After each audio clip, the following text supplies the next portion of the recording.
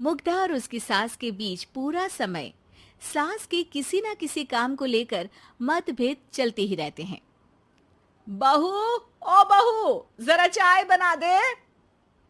मुग्धा चाय लेकर आती है। ये लीजिए, और कुछ चाहिए? अरे नहीं, बस चाय पीने का मन था। जाओ, तुम दूसरा काम करो। चाय पीने के थोड़ी देर बाद सास दोबारा मुग्धा को आवाज लगाती है। अरे बहू रे, आओ बहू, जरा हलवा तो बना दे, मीठा खाने को मन हो रहा है। इसी तरह मुग्धा की सास पूरा समय कोई ना कोई काम बताकर उसे रसोई से बाहर तक निकलने नहीं देती। कभी चाय, कभी हलवा, कभी पानी तो कभी दूध, हर समय खाने को चाहिए और उसके लिए अपने हाथ पर बिल्कुल नहीं हिलाने। परेशान किया हुआ है इन्होंने। सास की जबरदस्ती परेशान करने की आदतों से दुखी मुग्धा एक शाम सचिन के साथ अपने कमरे में बैठी हुई बात कर रही होती है। सुनो जी, मम्मी जी की ये जानबूझकर मुझे परेशान करने की फरमाइशों से मैं बहुत फ्रस्ट्रेट हो चुकी हूँ। पूरे दिन में एक सेकंड का आराम नहीं मिलता। रसोई से बाहर कदम रखती नहीं कि बहू ये बना दे, बहू री वो बना दे। अरे इनकी फरमाइशें चलती ही रहती है। अरे मुग्धा, माँ खाने की शौकीन है, पर उम्र हो चली है, खुद खाना नहीं बना सकती, इसलिए तुमसे बोलती है। अरे तो शौक भी उम्र देख कर रखने चाहिए ना। समझ में नहीं आता, हर समय फेविकॉल का जोड़ लगाए सोफे से चिपके बैठी रहती है। इतना सब डाइजेस्ट कैसे हो जाता है उन्हें? अरे तुम मेरी माँ से इतनी नफरत कैसे कर सकती हो? मैं उनसे नफरत नहीं करती जी, बस परेशान हूँ। जहां मुग्धा अपने पति से ये सब बोल रही होती है, वहीं उसकी सास भी कमरे के बाहर दरवाजे से कान लगाए सारी बातें सुन रही होती है और अगली दोपहर रसोई में मुग्धा के पास जाती है। बहू, आज ना मेरा कुछ मसालेदार खाने का मन है।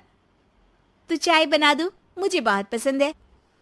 अरे ना, ऐसा कर लिट्टी चोखा बना ले।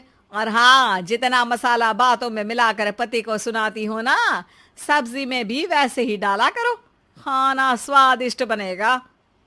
सास की बात सुनकर मुग्धा हैरान रह जाती है। मतलब अब पूरा समय मुझ पर हुक्म चलाने के साथ बंद कमरे में हुई पति पत्नी की बीच की बातें भी सुनती है? अरे बात जब मेरी थी तो सुनने में क्या दिक्कत है? ये कहकर सास वहां से चली जाती है। अरे अब तो हद पार हो गई। इस तरह से तो ये मेरा जीना मुश्किल कर देंगी।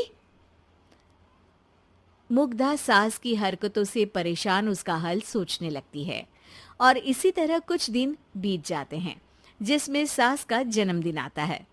मुग्धा बहुत खुशी के साथ अपनी सास को एंड्रॉइड मोबाइल गिफ्ट करती है। मम्मी, आपको सबसे बात करने के लिए बहुत दिक्कत होती है ना? कभी सचिन तो कभी मुझे बोलना पड़ता है, पर इस मोबाइल से आपको कोई दिक्कत नहीं होगी। एक जगह बैठे बैठे बहुत कुछ कर सकती हैं अब आप।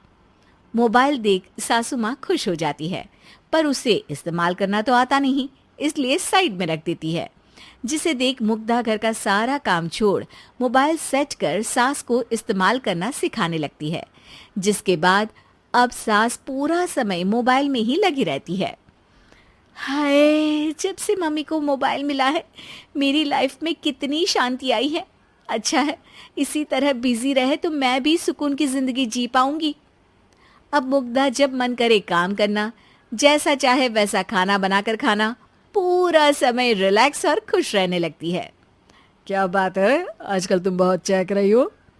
अरे मम्मी जी से छुटकारा जो मिला है, अब ना फरमाइशें ना छुप छुप कर बातें सुनना। अच्छा, तो मोबाइल गिफ्ट करने की ये स्कीम थी।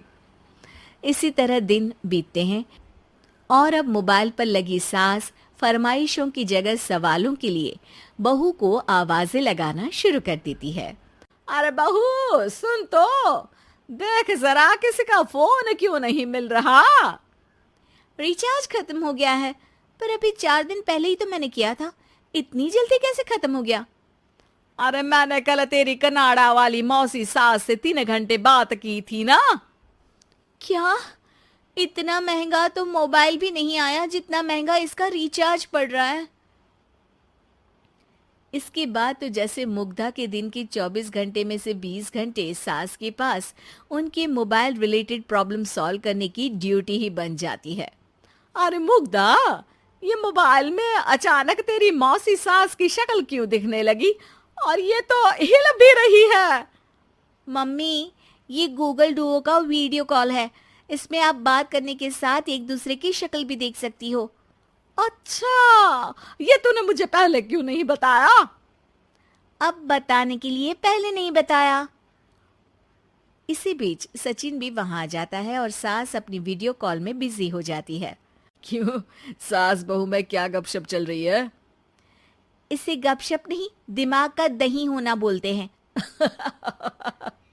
पर तुम तो मम्मी को मोबाइल देकर बहुत खुश थी, फिर क्या हुआ? हाँ, उसका सुकून भी कुछ ही दिन मिला।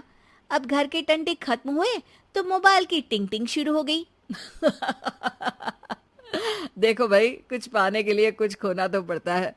आखिर तुमने मोबाइल अपने फायदे के लिए ही तो दिया है, तो फिर सवालों के जवाब भी देने पड़ेंगे, क्योंकि जब तक उनके हाथ में ये फुंथरू रहेगा, तुम्हारी लाइफ में प्राइवेसी और सुकून रहेंगे। कहने का मतलब है अगर इससे प्यार बढ़े तो दाग अच्छे हैं। अरे मुझे पहले दिन से ही पता है मोबाइल किस मकसद से दिया गया है। भूलो मत, इससे पहले मैं बातें ही सुनती थी। सास की ये